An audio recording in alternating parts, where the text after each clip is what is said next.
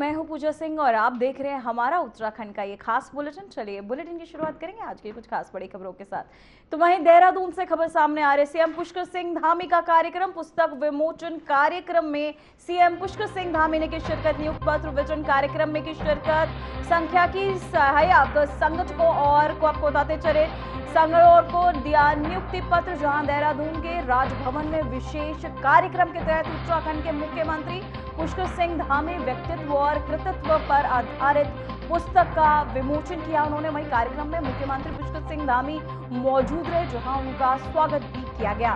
कार्यक्रम में सीएम ने राज्य के विकास, सुशासन और जनता के प्रति अपनी प्रतिबद्धता को रेखांकित किया। इस दौरान सीएम ने क्या कुछ कहा, चलिए आपको सुनाते हैं। तो वही आपको बताते चले खबर सामने आ जा, राजभवन में लोकार्पण समारोह आयोजित किया गया। सीएम ने केंद्रित पुस्तक का इस दौरान विमोचन भी किया। सीएम धामी ने कृतित्व का दस्तावेज जो है जिसे लेकर ये विमोचन समारोह, जिन्होंने संपूर्ण जीवन भारत माता की रक्षा के लिए देश की सीमाओं को समर्पित किया है, ऐसे हमारे राज्य के राज्यपाल लेफ्टिनेंट जनरल गुरमीत सिंह जी, कल की पीठाधीश्वर और जो काफ़ी लंबा सफ़र करके आज अपना आशीर्वाद देने के लिए हम सब के बीच में पधारे पूज्य आचार्य प्रमोद कृष्ण महाराज जी, और अभी अभी हमने जिनको सुना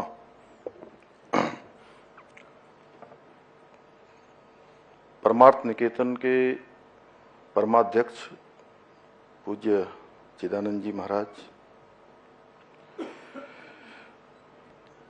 जिनका मार्गदर्शन और मैं कहूँ संरक्षण मुझे बाल्यकाल से ही प्राप्त हुआ और अनेक राज्यों में अपनी सेवाएं उन्होंने दी। उत्तराखंड में राज्य स्थापना से लेकर बहुत पहले से लगातार राज्य को गति देने का काम उनके माध्यम से हुआ। मेरे अभिभावक श्रद्धेय कोश्यारी जी, टपकेश्वर महादेव मंदिर के पूज्य संत कृष्णगिरी जी महाराज, विश्वेश्वर जी महाराज और सभी आए हुए सभी अतिथिगण, कल्पना जी, हमारे मंत्री आदरणीय गणेश जोशी जी, विधायक ब्रजभूषण जी, सविता जी, सभी यहाँ पर हमारे पार्टी के भी और विचार के भी और हमारे अधिकारीगण, सभी विभिन्न विभिन्न क्षेत्रों में काम करने वाले सभी महानुभाव, मैं सबसे पहले तो आज के अवसर पर आप सभी का स्वागत करता हूं, सबका अभिनंदन करता हूं और बधाई देता हूं इस पुस्तक की लेखिका। और सच में मेरा लेखिका से, संभावना से कोई परिचय नहीं था, और मेरे को जब वो मिली तो उन्होंने मुझे कहा कि मैं एक पुस्तक लिखना चाहती हूँ। और मैं सच बताऊं तो मैंने उसको कभी बहुत समय दिया भी नहीं, और ये मेरी माँ से कई बार मिलके आ गई। मुझे लगता है कि जितनी इसमें जानकारियां ज्यादा लिखी हैं मेरे को पता नहीं, मैंने अभी पुस्तक पढ़ी भी नहीं है। मेरी माता जी ने जितना इनको बताया होगा उस आधार पर इन्होंने पुस्तक का संकलन किया, लिखा, और आज इसका विमोचन भी हो रहा है। और मुझे ये भी नहीं पता था कि महामहिम महोदय ने ये समय कब दे दिया। सच बताऊं तो मैं आज बहुत संकोच कर रहा था कि अब मुझे बाद में पता लगा कल ही कि पूज्य प्रमोद कृष्ण महाराज आचार्य जी भी आ रहे हैं, चिदानंद जी भी आ रहे हैं, श्रद्धेय कोश्यारी जी का भी नाम उसमें मैंने कल ही देखा रात को। मैं नैनीताल था, मैं सीधे वहां से आ रहा हूं, तो मैं सब बधाई जो है संभावनाओं को देता हूं और धन्यवाद करता हूं रूपा पब्लिकेशन व प्रभात प्रकाशन के प्रतिनिधियों का और आप सभी का कि आप सब आज इस अवसर पर यहाँ उपस्थित हुए और आप सब ने विशेषकर संभावना का प्रोत्साहन किया है, उसको चूँकि एक पुस्तक आज लिखी है इसने, आगे और बहुत सारी पुस्तकों का ऐसे संकलन करेगी, और एक अच्छी वक्ता भी है, अच्छी कवि भी है। वो बहुमुखी प्रतिभा की धनी है।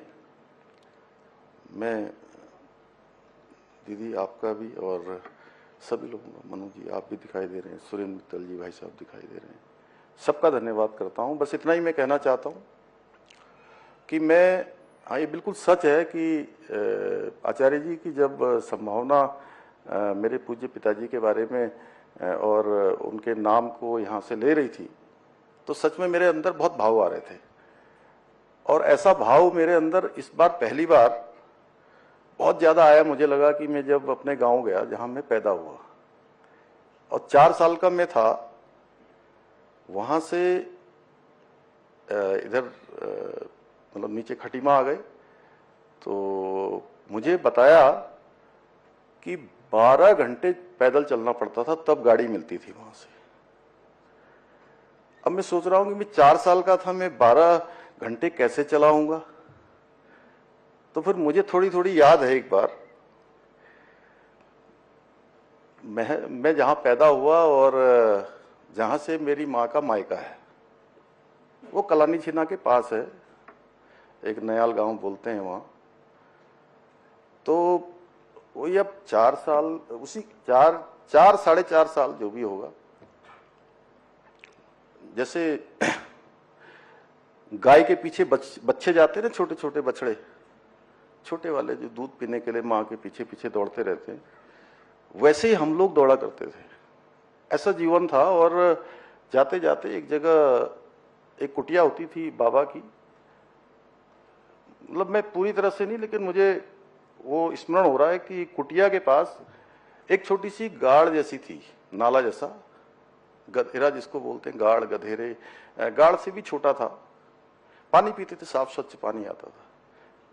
शाम का समय होगा, माँ मायके जा रही थी, मैं भी पीछे पीछे जा रहा था। तो वो तो कूद मार के आगे को निकल गई, मैं कूद मारते समय मैं गिर पड़ा पत्थर, और पत्थर में मेरे सर में ये भी निशान है अभी भी, ये बचपन का निशान है मेरा।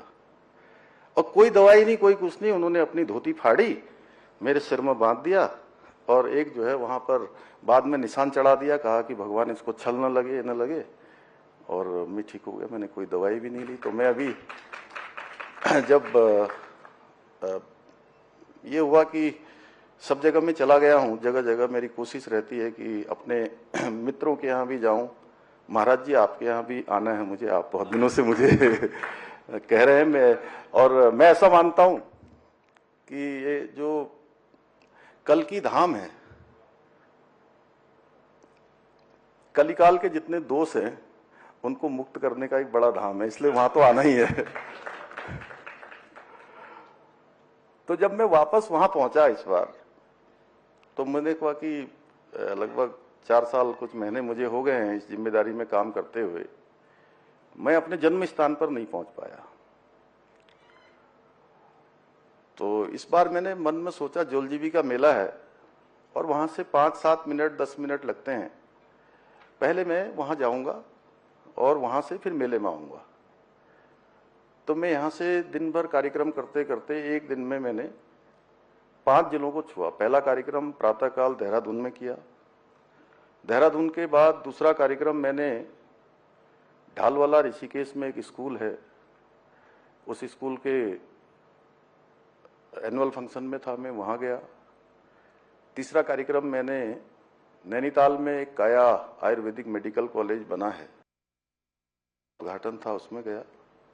फिर जहाँ से मैं आजकल विधायक हूँ चंपावत का, वहाँ 2-3 कार्यक्रम करते हुए मैं 7वें-8वें कार्यक्रम में रात में करीब 8-8:30 बजे उधम सिंह नगर, जहाँ मेरी माँ रहती है खटीमा में, वहाँ उसके आसपास करते हुए लगभग 10 बजे में पहुँचा। रात में 10 बजे पहुँचा। तो मैं 2-3 चीज़ें करता हूँ आजकल। शाम को मैं 6 बजे के बाद कुछ खाता नहीं हूँ, ये मैंने छोड़ दिया, आप भी जानते ही हैं। लेकिन ये थोड़ा सा इसमें ढिलाई या इसमें चीटिंग कहते हैं, कि गवर्नर साहब चीटिंग ही बोलते हैं ना इसको। तो ये मैं माता जी के यहाँ जाकर कर लेता हूँ, क्योंकि फिर वो इंतजार करती रहती हैं कि इसने खाना नहीं खाया होगा, ये नहीं खाया होगा। नहीं खाऊंगा तो उनको भी अच्छा नहीं लगता। तो मैं रात में 10 बजे उनके साथ थोड़ा 1-2 रोटी खाने के लिए बैठा, तो मैंने कहा अब कल मैं वहाँ जा रहा हूँ गाँव में, तुझे भी चलना है? अरे नहीं नहीं, आप कहाँ जाऊंगी, मैंने सबको मना कर दिया, फिर तू यहाँ से जाएगा हेलीकॉप्टर से, फिर मैं कैसे आऊँगी वहाँ से। मैंने कहा वो सब छोड़ो, अब चलना है। तो पुरानी जो महिलाएं हैं, मैं थोड़ा इसलिए भी ये बात कह रहा हूँ कि मैं उनके जीवन संघर्षों को, जो उन्होंने इतना सामना किया होता है, वो राती में बिल्कुल तैयार हो गई। और अभी वैसे बहुत समय लगता है कई बार, महिलाएं जब कहीं जाने के लिए अपनी तैयारी करती हैं, तो माता जी, हमें 8 बजे निकलना था, वो 7 बजे मैंने पूछा ऊपर, तो बोले माता जी बिल्कुल तैयार हैं। मैं उनको लेके जब गया और मंदिर में जाने से पहले सीढ़ियों में चढ़ रहे थे, तब मुझे पता नहीं ऐसा लगा कि मेरे आंसू निकल जाएंगे। मैंने उनका हाथ पकड़ लिया, चूंकि सीढ़ी ऊपर को थोड़ा जाना था। मैंने कहा कहीं ऐसा ना हो कहीं गिर जाए। हालांकि वो स्वस्थ हैं बिल्कुल, क्योंकि उन लोगों ने घास भी काटा है, भैंस भी पाली है, गाय भी पाली है, खेत का काम भी किया है, घर का काम भी किया है, सभी प्रकार की चीजें की है। क्योंकि जो सेना में होते हैं, जिनके परिवार के लोग, उन घरों में सब कुछ काम महिलाओं को करना होता है। तो मैं इतना ही कहना चाहता हूं कि मैंने सोचा कि मैं इस गांव में कहां पैदा हुआ। घर माता जी दिखा रही थी, उनको भी ठीक से याद नहीं था, क्योंकि 45 साल हो गए छोड़े हुए वहां से आए हुए, तो कुछ नहीं दिख रहा था। सारा वहां घर था वहां पर, लेकिन मतलब दूर से थोड़ा सा ऐसे 100-200 मीटर ऊपर से। तो मैंने कहा कहाँ, मतलब 12 घंटे पैदल चलना पड़ता था वहां से रोड पर आने के लिए। तो भगवान की कौन सी इच्छा थी, कहाँ पैदा करा, और कोई नियोजन था, कोई उसकी योजना थी, उसकी योजना के अनुसार काम हुआ। और सच बताऊं तो सेना में सेना के साथ और सेना को देखते हुए और पूज्य पिताजी को देखते हुए छुट्टी आते थे, फिर बड़े हुए देखा कि अनुशासन ये कूट कूट कर भर गया। इसलिए मैं जब पहले शुरू में इस जिम्मेदारी में आया, तो बहुत जगह कार्यक्रमों में जैसे 10 बजे का टाइम दिया होता था, मैं 10 बजे पहुंच गया 2-3 बार। तो उनकी तैयारी नहीं थी वहां पर। एक दिन तो प्रधानमंत्री आवास योजना का कार्यक्रम था यहीं काशीपुर में, 10 बजे का टाइम दिया था पूरा शेड्यूल के हिसाब से। मैं 10 बजे पहुंच गया, तो उन्होंने कहा साहब आप 1 घंटा पहले आ गए हैं। मैंने कहा 1 घंटा पहले, ये टाइम तो 10 बजे लिखा। बोले 10 बजे का मतलब हमेशा 11 बजे होता है। तो मैंने कहा हम इस धारणा को भी बदलेंगे। तो आप ऐसा करिए कि पूजा पाठ होती है ना, पहले ये कुछ करेंगे, इसके हवन पूजन जो भी करना है आप ये करिए, इतने में लोग आ जाएंगे। तो ये काम शुरू किया। तो अब जो है, और ऊपर से सोने पर सुहागा हो गया हम लोगों के लिए कि आप यहां आ गए।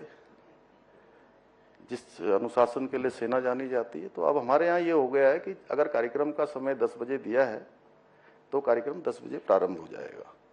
और मैं एक बात लास्ट में कहकर अपनी बात समाप्त करूंगा। मुझे कुछ बोलना नहीं है आज, कुछ बोलना नहीं है। मैंने केवल चूंकि पुस्तक लिखी, थोड़ा संभावना ने कुछ बोला तो मेरे मन में भाव आ गया। नहीं तो मैंने सोचा था कि मैं केवल आप सबका धन्यवाद करूंगा आज यहाँ से। मैंने जीवन में कभी ये नहीं सोचा कि मैं कुछ बनूंगा।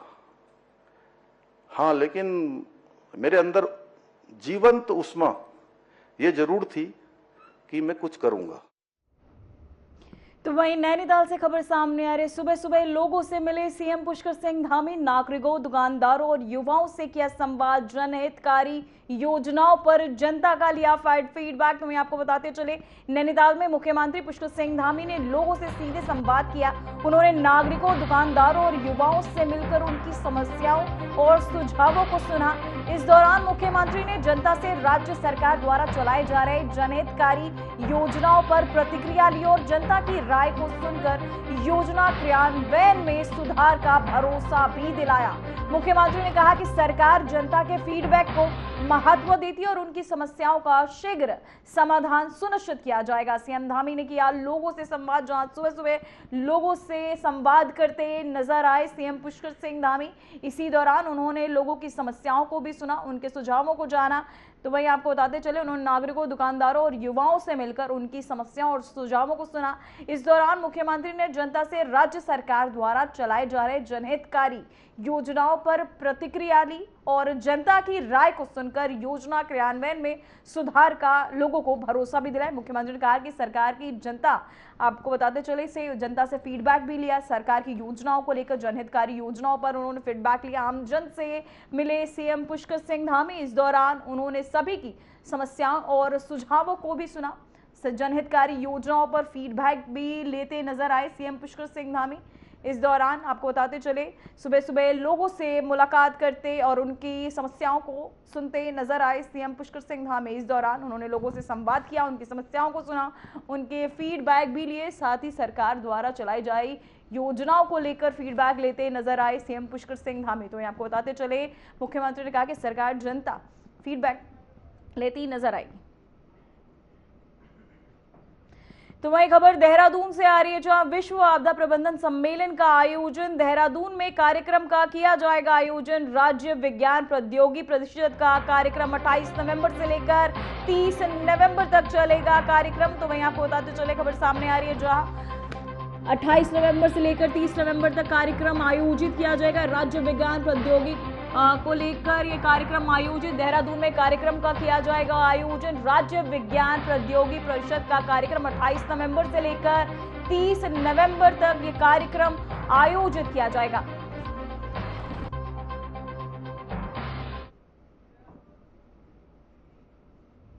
तो वहीं पांडुकेश्वर में धार्मिक उमंग का माहौल है। भगवान उद्धव जी और श्री कुबेर जी की उत्सव डोली पांडुकेश्वर पहुंची, जहां श्रद्धालुओं ने फूल मालाओं और भव्य स्वागत के साथ उनका अभिवादन किया। स्थानीय लोगों ने बताया कि ये डोली विराजमान रहेंगे और भक्तजन पूरे दिन दर्शन और पूजा अर्चना में भाग लेंगे।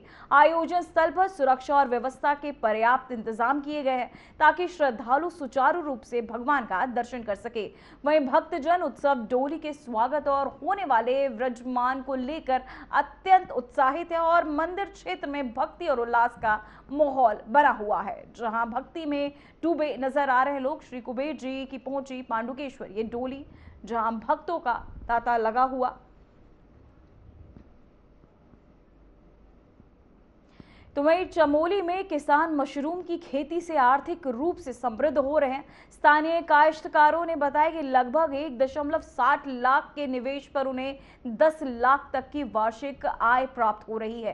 कृषि विशेषज्ञों के अनुसार मशरूम की खेती कम निवेश और कम समय में अधिक लाभ देने वाली कृषि गतिविधियों में शामिल है। इसमें न केवल ग्रामीण अर्थव्यवस्था मजबूत होगी बल्कि रोजगार के अवसर भी सृजित हो रहे हैं। प्रशासन और कृषि विभाग के किसानों को परीक्षण और मार्गदर्शन प्रदान कर रहे हैं। उन्हें इस लाभकारी व्यवसाय की ओर प्रोत्साहित भी किया जा रहा है।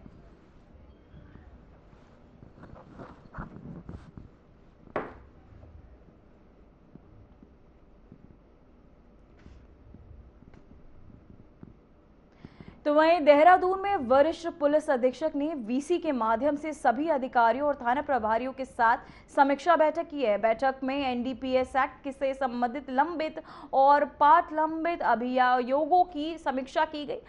सभी थाना प्रभारियों को नामजद अभियुक्तों की अवैध संपत्ति चिन्हित और त्वरित कार्यवाही करने और विमोचना करने को समयबद्ध निस्तारण सुनिश्चित करने के निर्देश भी दिए गए। साथ ही सीएम हेल्पलाइन से प्राप्त शिकायतों की समीक्षा भी की गई।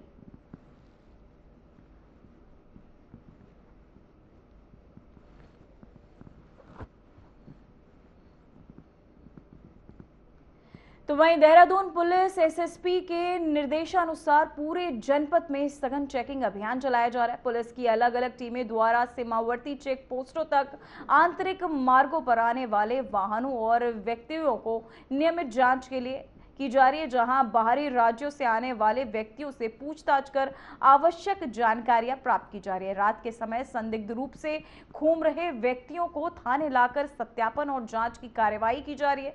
तो वहीं पुलिस का कहना है कि सभी संदिग्धों के विरुद्ध वैधानिक कार्यवाही की जा रही है ताकि जनपद में सुरक्षा और कानून व्यवस्था मजबूत बनी रहे।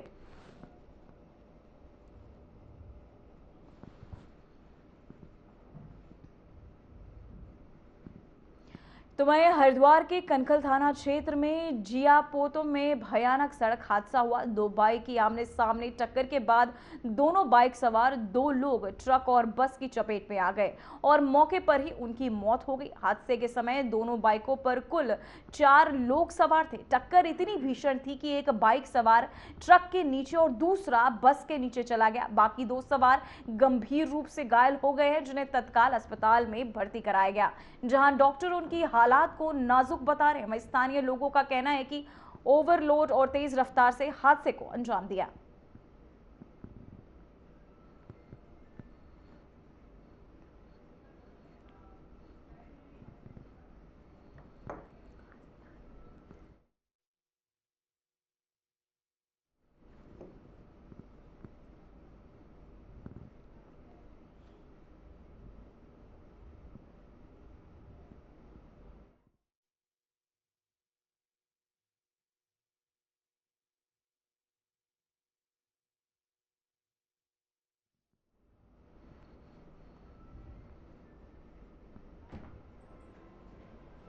चलिए अब आपको सीधे लिए चलते हैं नियुक्ति पत्र कार्यक्रम में, जहां सीएम पुष्कर सिंह धामी ने शिरकत की।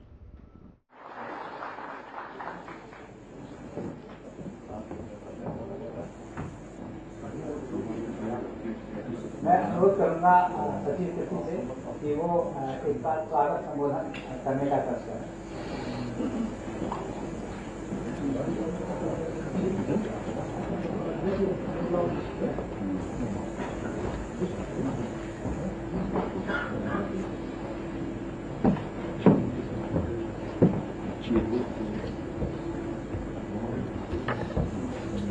आज के इस समारोह के मुख्य अतिथि परम आदरणीय माननीय मुख्यमंत्री जी, माननीय कृषि एवं कृषक कल्याण मंत्री जी, माननीय महिला एवं बाल विकास मंत्री जी, माननीय विधायक